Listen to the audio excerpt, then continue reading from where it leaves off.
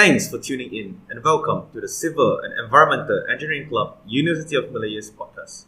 I'm your host, Chok, and it's my pleasure to be here with Dr. Suhana Koting for her thoughts and sharing on our topic today. In conjunction with our weekly team of traffic engineering, our topic for today is causes and cures for traffic congestions. Before we proceed, let me give a short introduction of our respected speaker here with us today. Dr. Suhana received the Bachelor of Civil Engineering in 2005 from University of Malaya.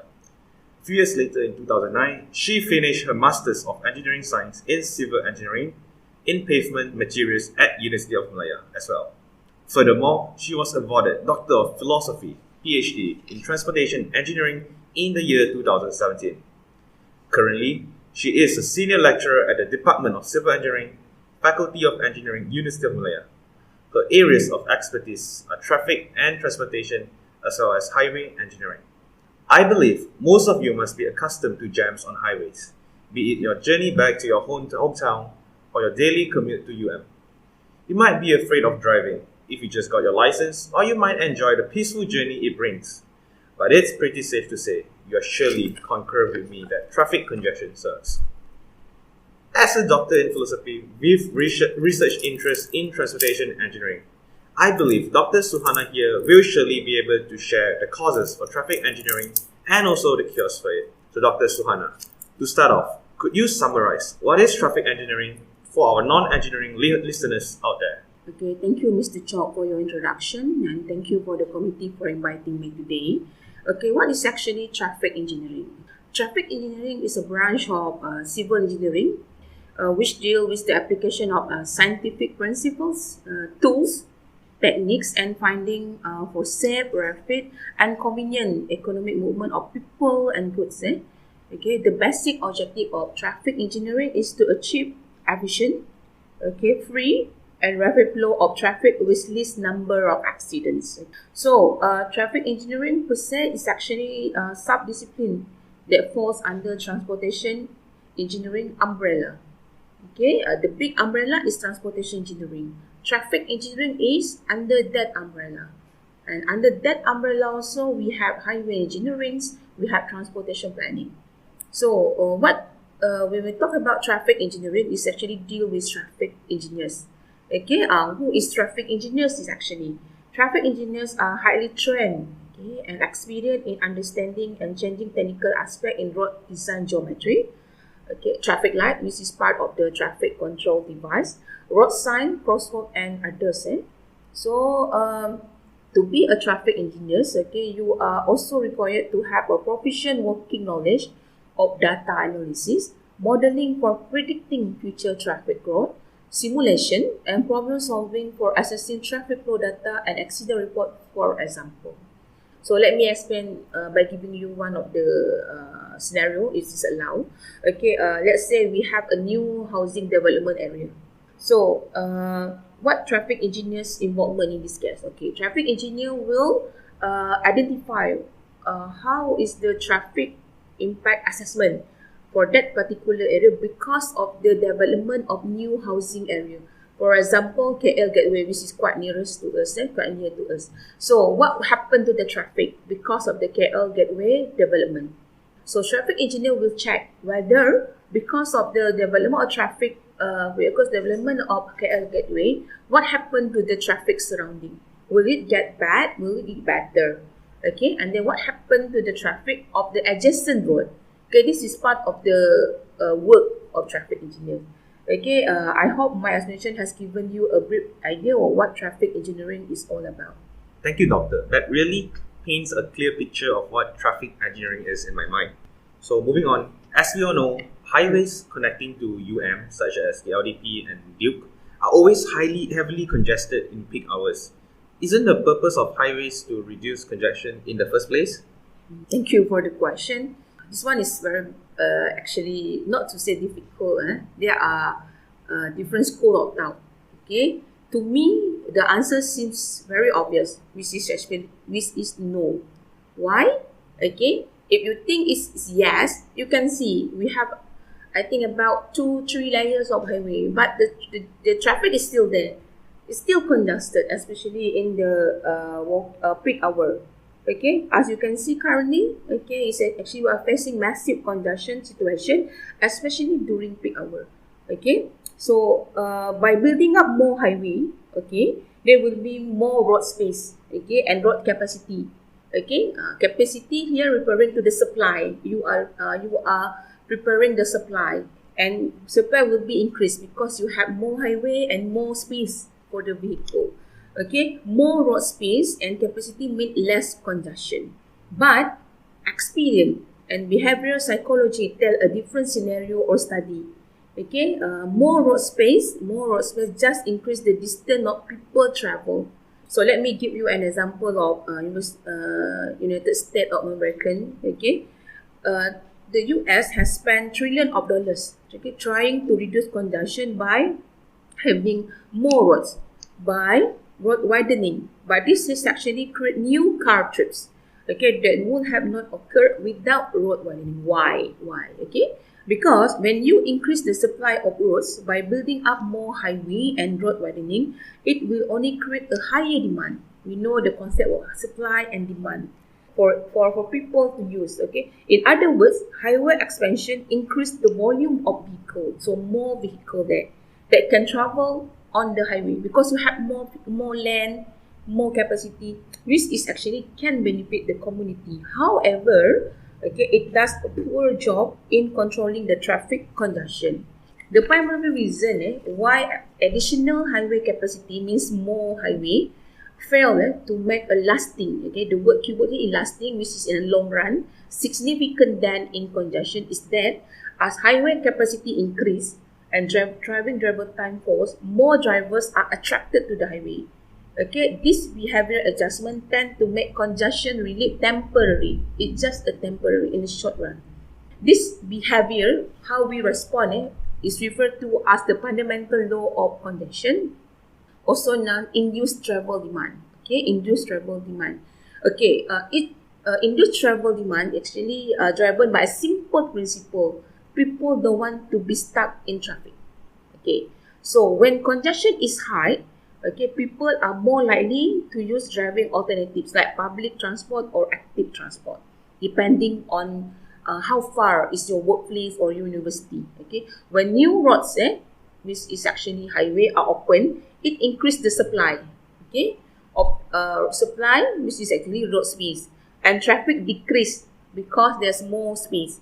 Okay, because when people see traffic is now slightly better, people will get back in their car, resulting in congestion returning to normal.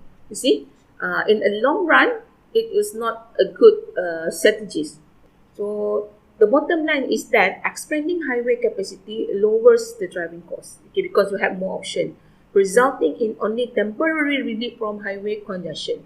In summary here, I can say that it will not reduce the traffic congestion in a long run, only in a short period, temporarily. Okay? Oh, I see, doctor. So highways are just a temporary measure. So in your opinion, what are some effective strategies that are not implemented yet that can lessen traffic congestion issues? Okay. Thank you, Jock. Okay, in my opinion, okay, when we talk about strategies, we should have a strategies. Okay, actually, these strategies have been laid out in our policies, in our act, and the current one is under Dasar Pengangkutan Negara, which is actually starting from 2019, if I'm not mistaken, until 2050. Okay, it has listed there. Okay, but okay, to me, in my opinion, unfortunately, there is no magic bullet to reduce or lessen congestion, especially in Klang Valley and Greater Kuala Lumpur. Okay, because this particular urban area is quite dynamic. Okay, dynamic. For example, today you have empty land, but next month they start the construction a new building over there. Okay, because when we come about. Before we come out with effective strategies, we need to know what the causes of traffic congestion for that particular area or that urban area. This is because certain traffic congestion measures, okay, and strategies might work well at other countries. For example, okay, let's say, have you heard about congestion charge? congestion charge. Yeah, I heard about it, but it's not Yeah. implemented yet in Malaysia, right? Yeah, they are planning to have it, DBKL. I'm not so sure whether they will really implement it, but I heard one of my friend is actually what you call that, saying that DBKL is considering congestion charge, okay, for vehicle entering the city center. Okay, this practice have been implemented in London, okay, and also in Singapore, meaning that for those who are bringing vehicle to the city center, they are the one who are cause the congestion. So there will be a charge for them. So this is one of the way lah, which has been implemented in other countries. But what actually work well in other country might not work well in our country, because it depends on our culture, depends on our what we call that capacity, okay, and probably depends on how we see the economic and everything. So we have to find out, okay, what will be the best way that can be implemented in Malaysia to reduce traffic congestion, especially in urban area.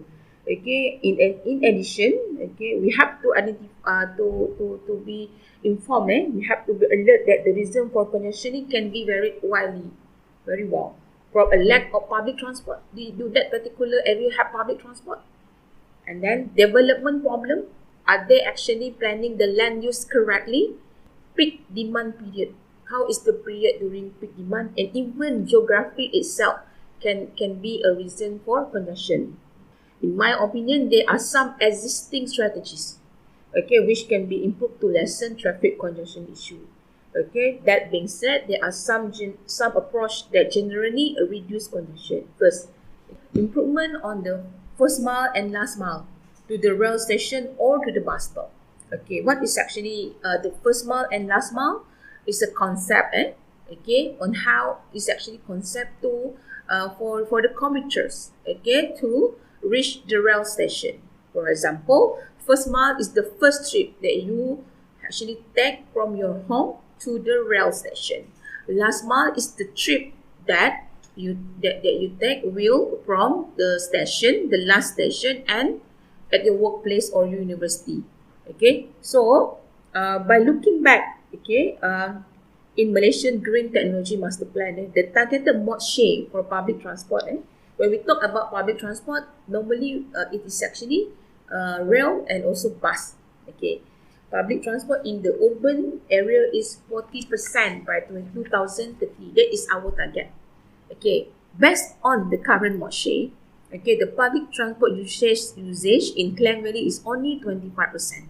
Do you think that we can achieve 40% people using public transport by 40% by 2030? What do you think, John? So in my opinion, it's a bit difficult as Malaysians are very reliant on cars. Yeah, so probably no. Probably no.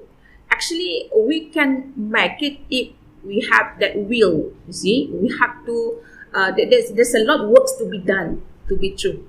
Okay, it's a lot of work to be done. Okay, so we should have.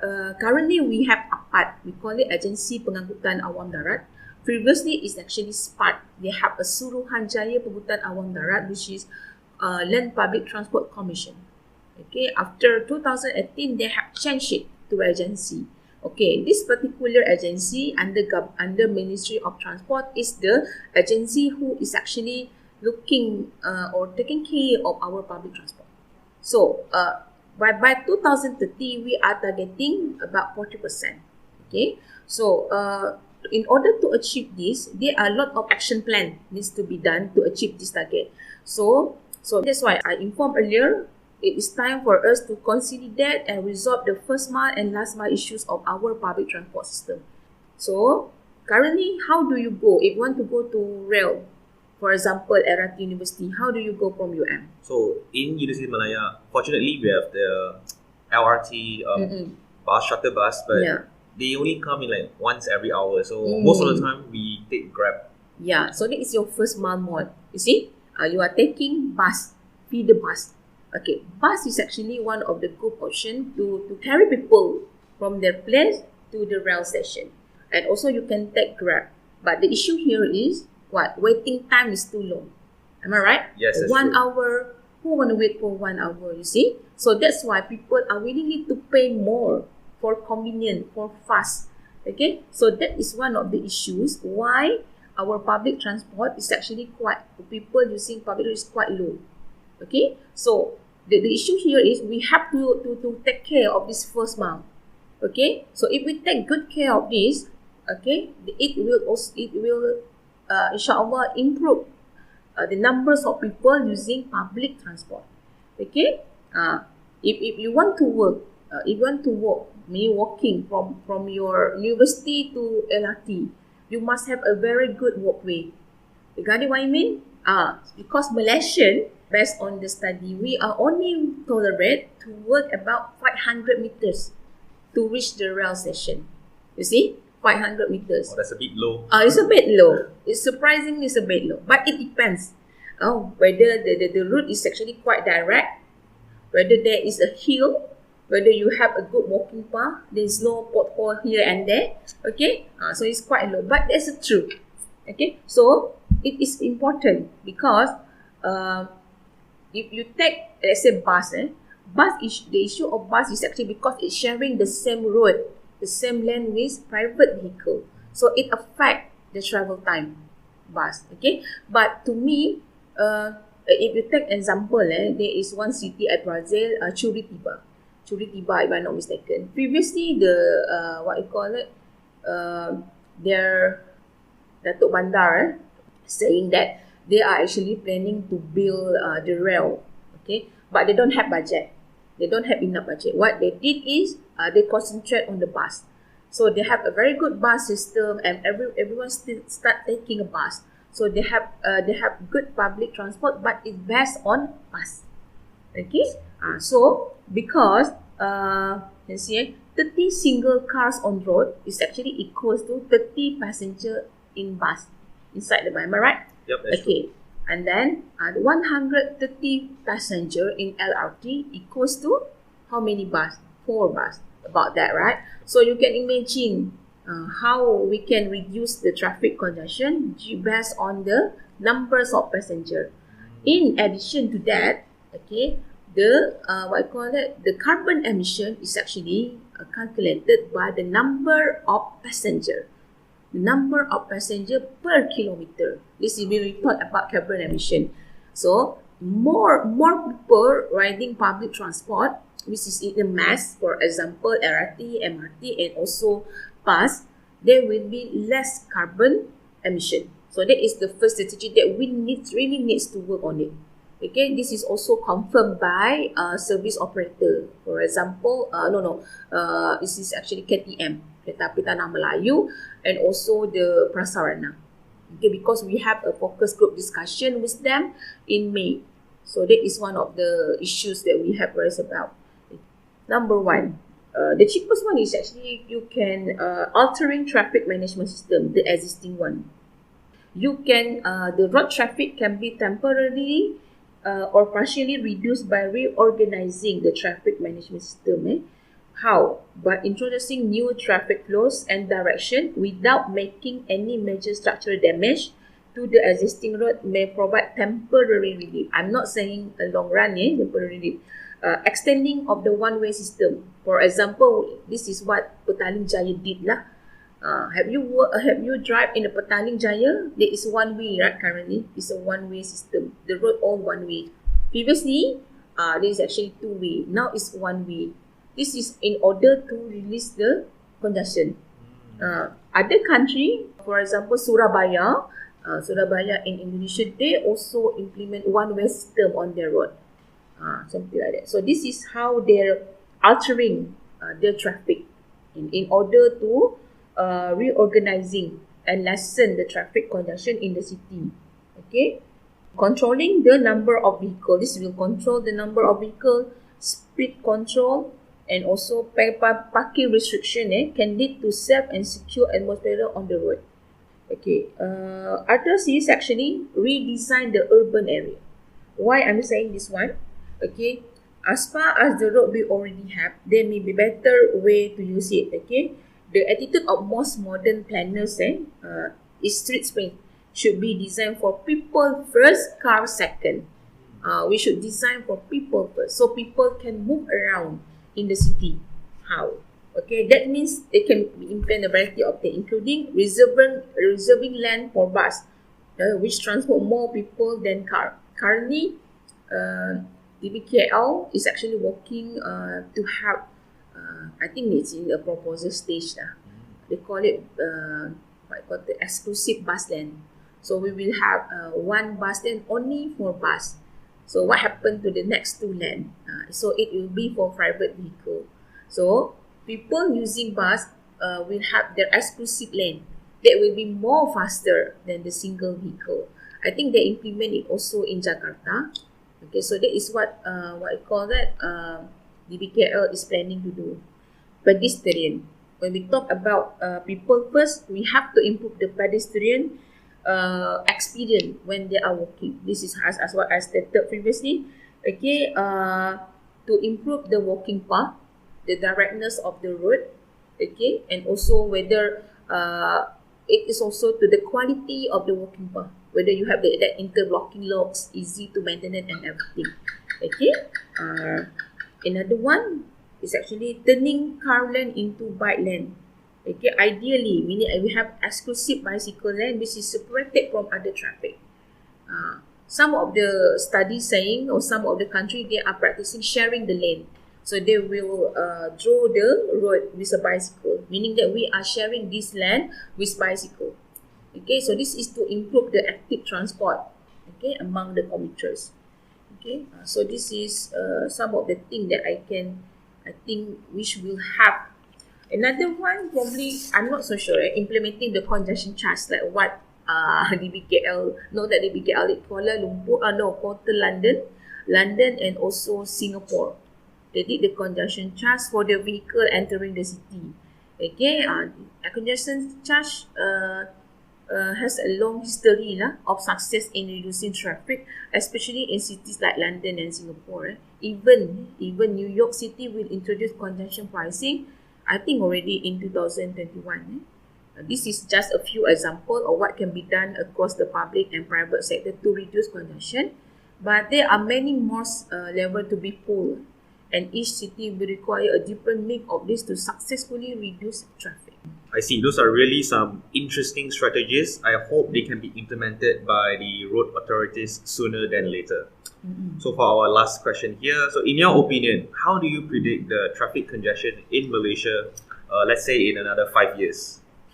Thank you for the question. This question is a bit tricky to answer. In my opinion, traffic congestion in Malaysia in another 5 years will become worsened as compared to the current situation.